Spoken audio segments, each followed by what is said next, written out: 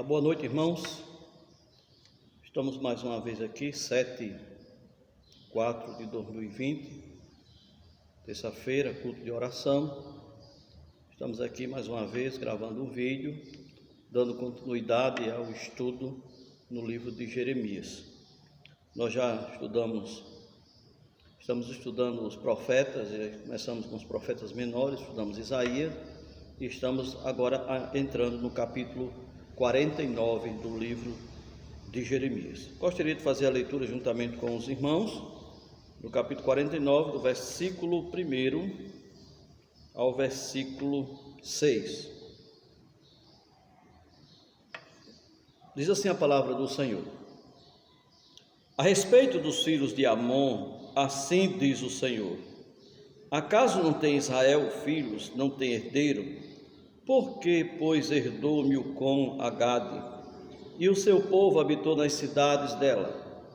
Portanto, eis que vem dias, diz o Senhor, em que farei ouvir em Rabá dos filhos de Amon o alarido de guerra, e tornar-se-á no montão de ruínas, e as suas aldeias serão queimadas, e Israel herdará aos que o herdaram, diz o Senhor. Uiva, ó Esbom, porque é destruída Ai. Clamai, ó filhos de Rabá, cingivos de cilício, lamentai e dai voltas por entre os muros, porque Milcom irá em cativeiro juntamente com seus sacerdotes e os seus príncipes.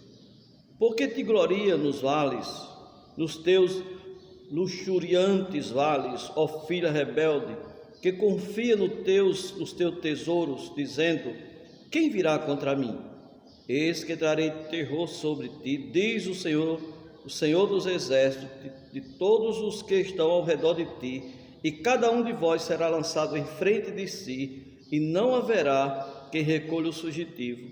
Mas depois disto mudarei a sorte dos filhos de Amon, diz o Senhor. Que Deus abençoe a porção lida em cada coração nesta noite. Meus amados irmãos, estamos tratando do juízo de Deus sobre algumas nações. Deus usou o profeta Jeremias, como também usou o profeta Isaías. O profeta Ezequiel, no capítulo 25, também traz um juízo precisamente sobre essa nação que hoje à noite gostaríamos de tratar sobre ela. Hoje o estudo, irmãos, terá como tema o juízo de Deus sobre Amon. Amon, deixa eu só lembrar os irmãos, no último estudo, nós falamos da origem dos povos moabitas e amonitas, não é verdade? Lembra? Que tiveram origem exatamente por meio de um incesto, promovido pela irmã mais velha da filha de Ló, do qual, através desse incesto, veio trouxe à existência exatamente Moabe. Depois a irmã mais nova também cometeu incesto e veio também o outro filho conhecido como Amon.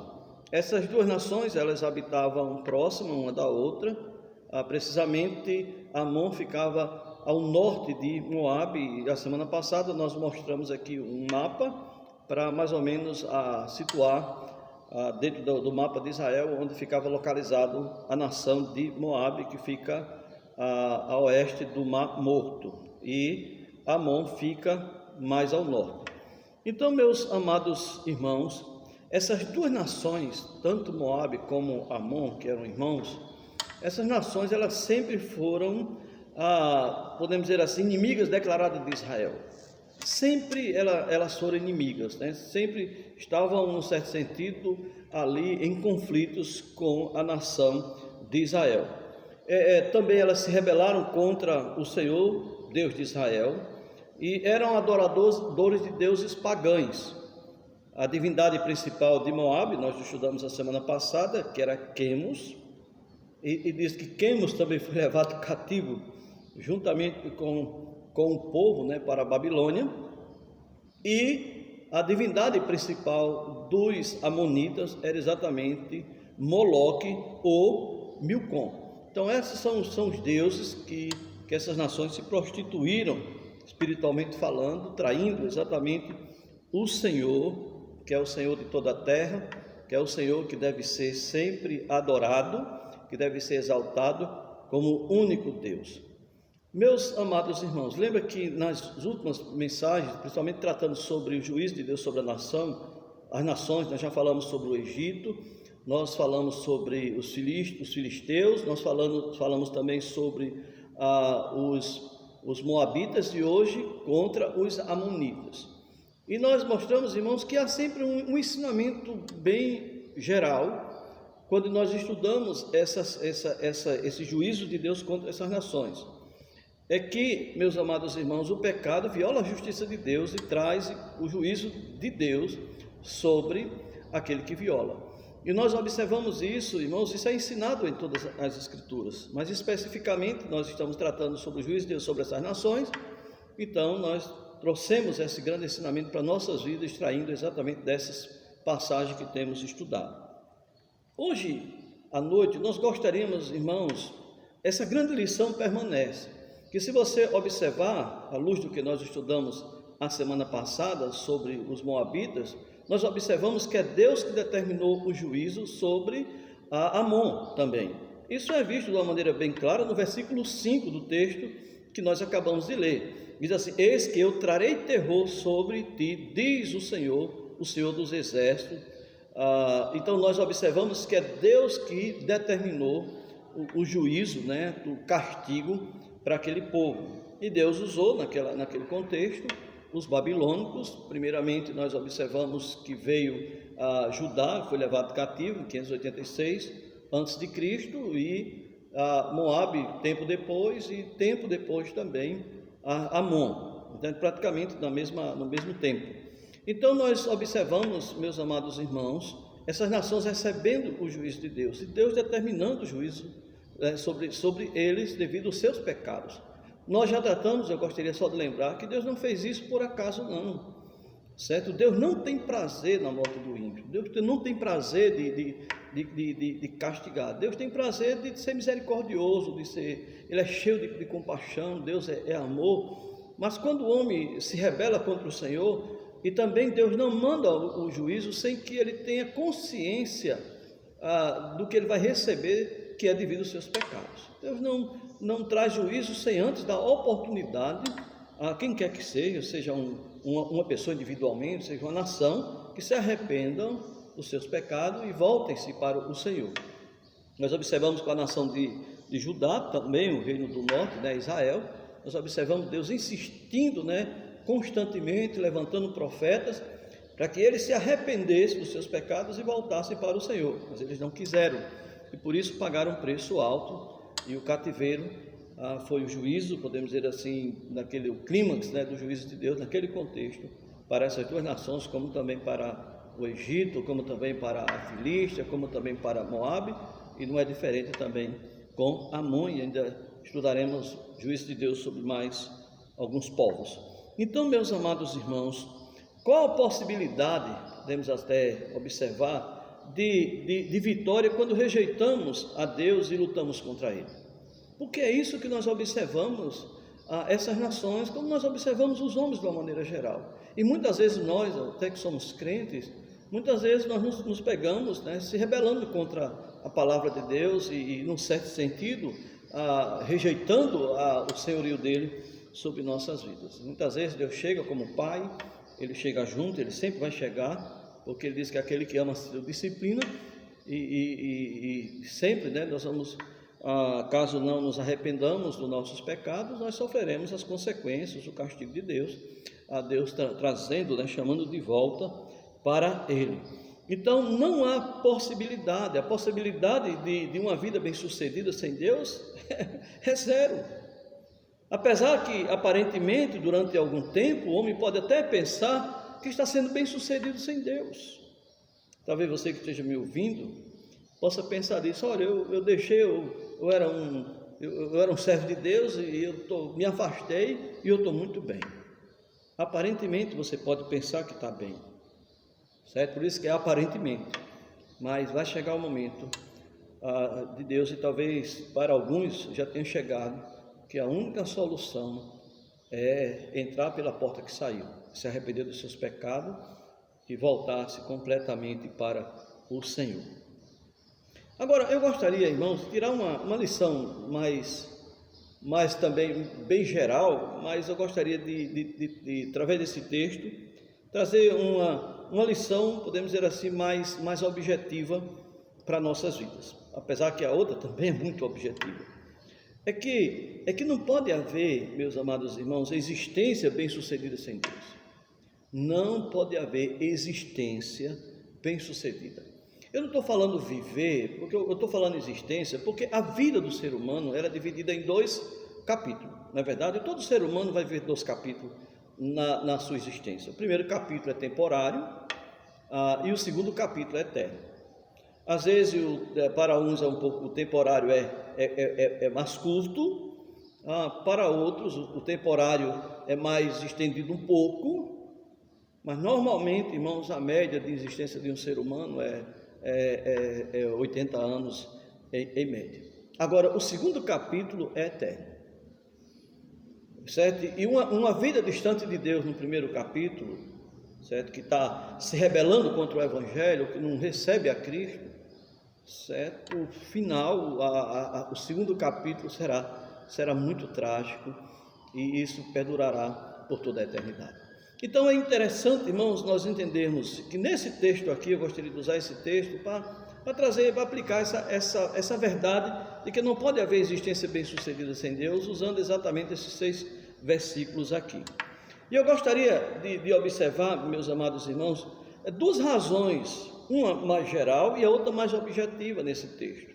E a primeira, meus amados irmãos, é que Deus reage quando é zombado pelos homens. Deus reage quando ele é zombado pelos homens. Não tem como zombar de Deus e permanecer ileso. Não tem. Ok? Alguns querem se enganar, porque aparentemente, como a gente tem falado aqui, há algum tempo não acontece nada, mas a conta vem. Porque o Deus da Bíblia, ele é justo. O Deus da Bíblia, ele ensina um princípio, que você pode observar esse princípio, tanto ensinado nas Escrituras, como você pode observar exemplos, que mostram esse princípio sendo aplicado na vida de muitas pessoas que historicamente estão contidos seus exemplos nas Escrituras, e nós podemos ler e observar isso. Um princípio de que o homem colhe aquilo que planta. Então, é tanto que Paulo, quando escreve aos Gálatas, o que ele diz? Ele diz que Deus não se zomba. Tudo aquilo que o homem semear, isso também se fará. Esse princípio é ensinado em toda a Escritura. Você vai orar tanto no Antigo Testamento, como no Novo Testamento, e você talvez tenha vivido essa experiência de que realmente nós colhemos o que plantamos. Então, a primeira coisa que esse princípio, ou essa primeira razão de que não pode haver existência bem-sucedida sem Deus. A primeira razão é porque Deus reage quando é zombado pelos homens. Nós observamos essas nações, elas fizeram isso. Elas zombaram de Deus. Pelo menos algumas dessas nações fizeram parte que Deus está trazendo uma promessa de juízo devido ao pecado dessa nação. Nós podemos observar que elas fizeram parte daquele grupo de resistência contra os babilônicos. Elas fizeram parte. Se você volta aí para Jeremias capítulo 27, Jeremias 27, só para a gente lembrar o que nós já estudamos, Jeremias 27, olha o versículo 1 que Deus diz: no princípio do reinado de Zedequias, filho de Josias, rei de Judá, veio da parte do Senhor esta palavra a Jeremias: assim me disse o Senhor, faze correias e canzis, e põe-nos ao pescoço, e envia outros ao rei de Edom, ao rei de Moabe, e ao rei dos filhos de Amon, ao rei de Tiro e ao rei de Sidom, por intermédio dos mensageiros que vieram a Jerusalém ter com Zedequias, rei de Judá. Então nós observamos, meus amados irmãos, que algumas nações, para alguns alguns estudiosos, eles denominaram esse grupo, né, que estavam se unindo ali para se rebelar contra o rei Nabucodonosor, que naquela época do rei Zedequias, lembra que a nação já era vassala do rei Nabucodonosor. E aí Zedequias ele se rebelou contra essa autoridade dada por Deus dos babilônicos sobre a nação de Judá. Eles se rebelaram e por isso veio a destruição. E outras nações também já haviam sido conquistadas, mas eles se rebelaram também, e há quem chama esse grupo do poder antideus, certo? Então eles estavam, Deus havia determinado o juízo sobre eles, eles estavam se unindo para se rebelar contra aquilo que Deus já havia determinado devido aos seus pecados. A verdade é, meus amados irmãos, que eles zombaram de Deus, eles afrontaram a Deus em suas idolatrias, em seus orgulhos, pensaram que poderiam ser bem-sucedidos resistindo e zombando do Senhor dos Exércitos. Ninguém vai zombar de Deus e sair ileso. Não tem como. Deus não se deixa ser zombado. É isso que a palavra de Deus diz. Deus não se deixa. Então aquele que zomba de Deus vai sofrer a reação de Deus. Talvez, irmãos, talvez não, com certeza, tudo que nós temos vivido aqui neste mundo, essas dificuldades, é resultado de quê? É resultado da rebelião dos homens contra o seu Deus. O castigo seria uma forma de Deus mostrar quem realmente é o Senhor. É tanto que Rabá, a principal cidade de Amon, viria a se transformar em pastagens para animal, ou para animais, melhor dizendo. O texto de Ezequiel, que trata do juízo sobre Amon, diz o seguinte: farei de Rabá uma estrebaria de camelo, e dos filhos de Amon um curral de ovelhas, e sabereis que eu sou o Senhor. Muitas vezes percebemos os homens se vangloriando de suas posses, de suas inteligências, de suas posições. De repente vem uma enfermidade como essa que está hoje em ênfase, né? nesse contexto que nós estamos vivendo. E aí nivelam todos os homens. Mostra como todos os homens são fracos e limitados. A doença atinge ricos, atinge pobres, atinge o médico, o funcionário mais simples, né, de uma empresa, certo? Independentemente de cor, de raça, de nível social, certo? Atinge todos. E nós observamos todos assombrados, né, para não se contaminarem com esse vírus e vierem a óbitos. Então nós podemos observar, meus amados irmãos, isso. De repente uma catástrofe, por exemplo, nivela todos. Tudo isso, meus amados irmãos, no mínimo é permissão de Deus, para mostrar o quanto o homem é fraco e quanto o homem precisa depender de Deus. O quanto é horrível rebelar-se contra o Criador. O quanto é horrível zombar de Deus. E é isso que nós observamos, tantas e tantas zombarias. Pode ser coincidência, mas nós observamos, né, já tratamos sobre isso recentemente, uma festa, né, do mundo, em que as pessoas normalmente aproveitam esse tempo e abusam, né, em todas as áreas. Nós observamos isso, né, isso é bem claro, porque um tempo também eu estava do outro lado também, eu sei o que é isso. Estou falando aqui coisa que eu ouvi falar, eu estou dizendo que eu vivi isso. E nós observamos que essa recente, né, escarneceram de uma maneira tão vil. Talvez por coincidência, eu não acredito em coincidência, né, veio esse mal sobre o mundo. Eu estou falando porque é claro que esse vírus já vem de outros países, então não posso dizer aqui que surgiu daqui no Brasil como consequência direta de uma festa que normalmente o mundo participa. Aquelas pessoas que não são crentes, a maioria delas gosta de participar, como um dia também eu gostei. Então, meus amados irmãos, é preciso a gente observar isso. Amon, ele se vangloriava dos seus riquíssimos e prósperos vales.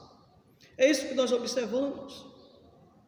E Deus tocaria naquilo que eles adoravam.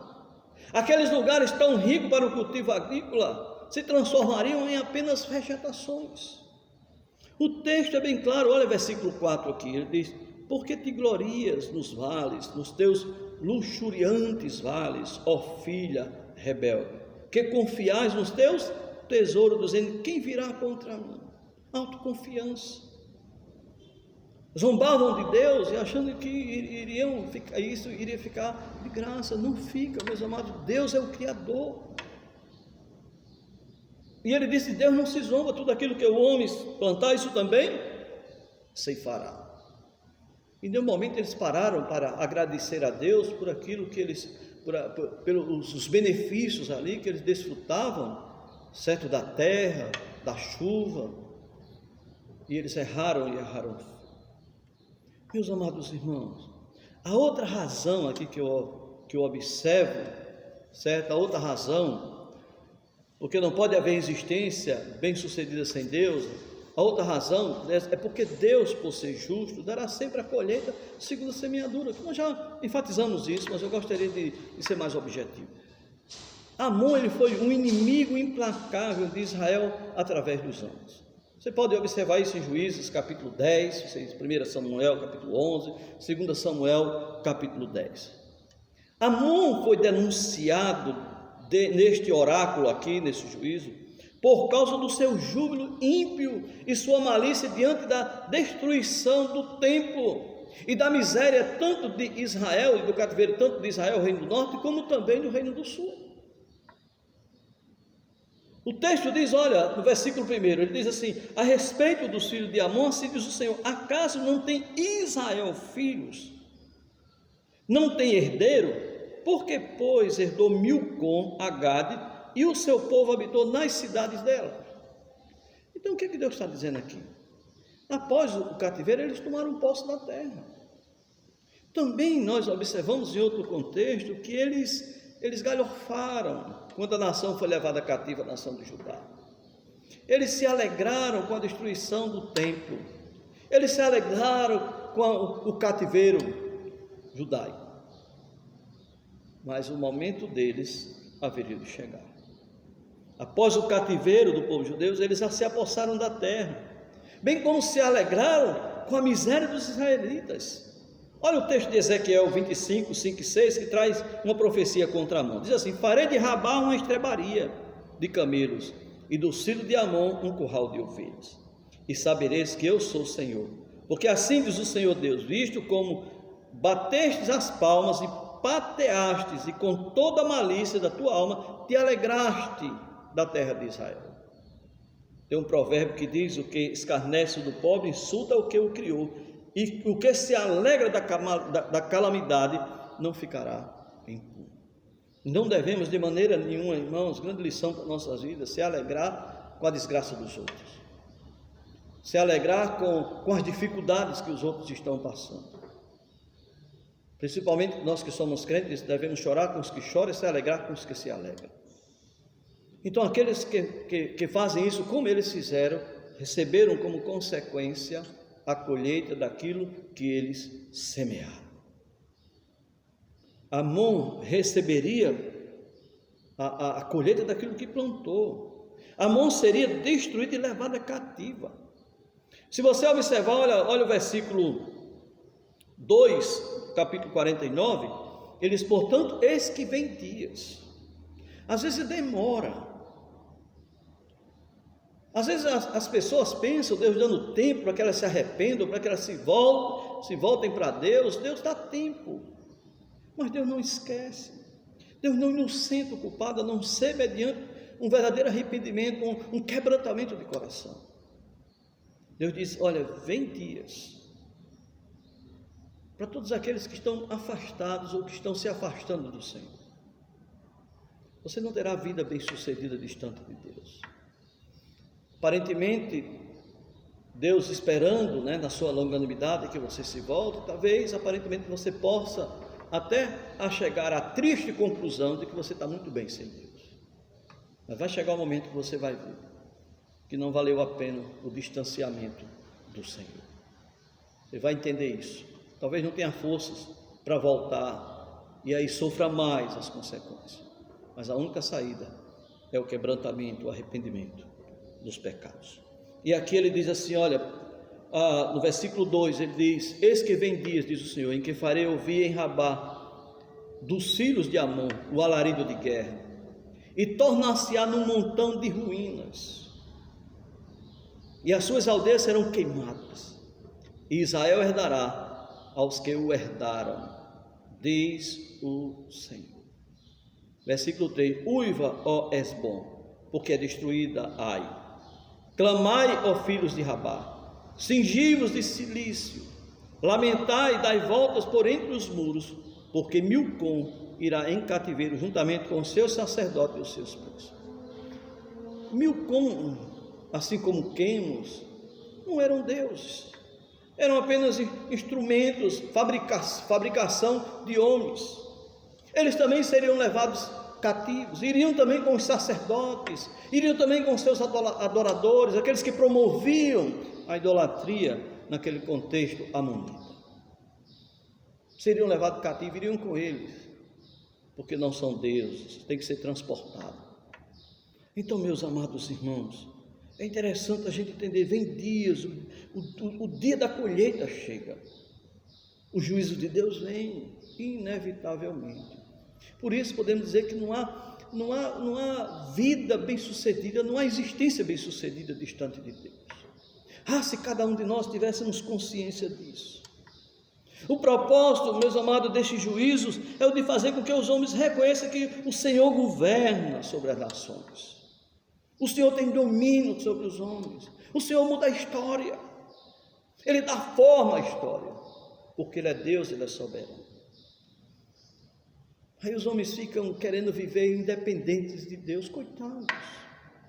Deus criou o homem, Deus criou a mim, a você, certo? Para vivermos completamente dependentes dele. Querer independência de Deus é auto se destruir. Não existe essa possibilidade. Por isso, meus amados irmãos, temos que ter consciência disso, nós como crentes. Mas aqui tem uma aplicação mais geral para todas as pessoas, todos os seres humanos, de uma maneira geral, precisam reconhecer que não existe existência bem-sucedida por Deus. Pode até durante um período de tempo aqui, talvez até durante todos os dias da sua existência aqui, no primeiro capítulo da sua história. Mas um dia você vai partir para a eternidade. E você vai para se deparar com a realidade de uma vida sem Deus. E lá é irreversível o quadro. Não existe mais possibilidade de retorno. É o que as Escrituras nos dizem, eu creio naquilo que as Escrituras... Não é eu que estou afirmando isso, eu estou mostrando o que as Escrituras dizem sobre o segundo capítulo da existência humana, certo? Porque só tem dois destinos, ou é céu ou inferno, e temos que ter consciência disso. Lembra da última mensagem que nós falamos, o que aconteceu com Nabucodonosor?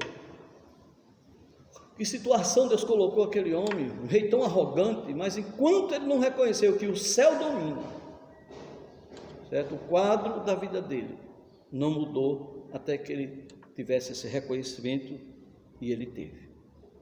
Capítulo 4, finalzinho, nós podemos observar um homem quebrantado, reconhecendo que somente o Senhor é Deus. Meus amados irmãos, ele termina a profecia aqui de Moabe, trazendo uma mensagem de esperança futura, de restauração futura. Eu creio que a mesma mensagem para Moabe, ou seja, aqui para Amon, a mesma mensagem para Moabe. Talvez eu tenha trocado durante o estudo, esses dois nomes, mas aqui é Amon. E a mesma promessa, versículo 6 diz: mas depois disso mudarei a sorte dos filhos de Amon, diz o Senhor.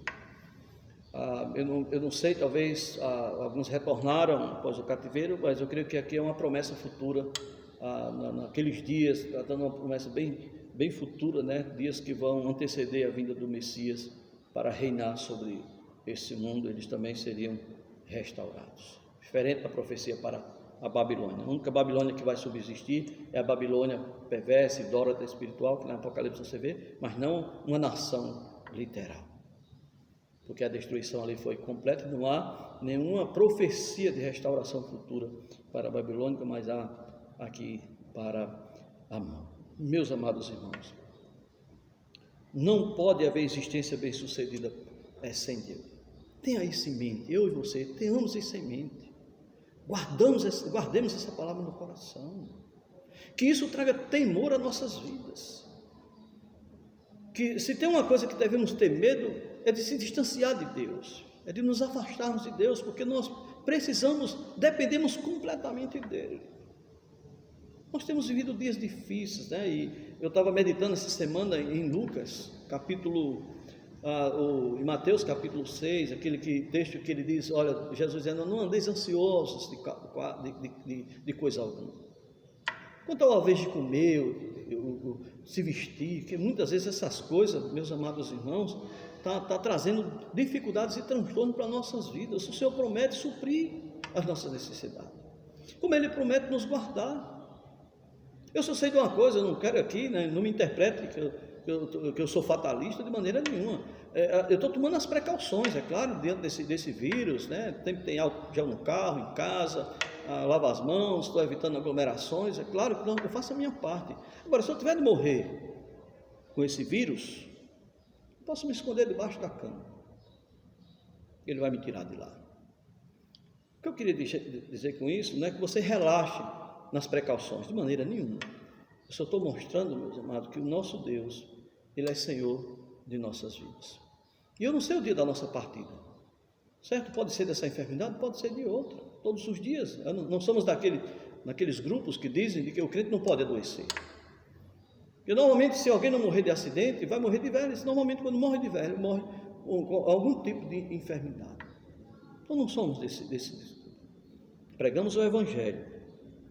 Avisamos as pessoas que elas precisam se arrepender dos seus pecados, para garantir a entrada para uma eternidade com Cristo, para desfrutar dos deleites celestiais. É isso que nós pregamos. Esse corpo mortal, um dia ele vai se revestir de mortalidade. Esse corpo corruptível que está se deteriorando a cada dia. Olhar quem me conhecia há alguns anos atrás e olha para mim hoje, vê a diferença. Certo? Está no processo de deterioração. Mas aquele que é crente em Jesus, um dia ele vai herdar um corpo glorificado. Essa promessa é de Deus para nossas vidas. Então, não sei, certo? Com que tipo de morte eu vou glorificar a Deus? Eu não sei. Também eu não estou com pressa de ir, certo? A gente só vai no dia que Deus realmente... o plano dele para nossas vidas é que cerrou e ele disse, olha, vem para cá, nós iremos. Mas o que eu gostaria de mostrar, que a grande diferença é ser um crente em Jesus Cristo. Essa é a grande diferença. Essa faz toda a diferença. Por quê? Porque não há existência bem-sucedida distante de Deus. Não há. O homem se quebranta, se converte a Jesus Cristo, entrega a sua vida a Jesus Cristo, para ter direito à vida eterna, ou ele vai ter sérias dificuldades, tanto aqui e tragicamente, não existe nem comparação na existência por fim. Mas nós que somos crentes, meus amados irmãos, sabemos que somos salvos porque Jesus deu-lhes a vida eterna, jamais hão de perecer, ninguém as arrebatará das minhas mãos. Então, creio que o crente tem segurança eterna, mas ele pode viver uma vida cristã medíocre aqui. Quando ele quer viver independente de Deus, ele vai sofrer as consequências porque Deus nos ama. E aquele que ama ser o discípulo. Então tomemos esse exemplo. Deus sempre reage quando é zombado pelos homens. Não pense que eu e você, nós vamos zombar de Deus, vai ficar assim.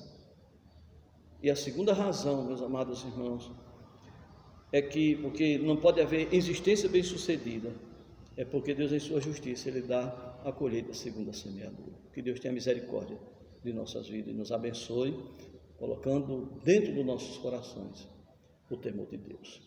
Maravilhoso Pai, querido Deus, louvamos ao Senhor por Tua palavra. Continua abençoando Tua igreja e Teu povo.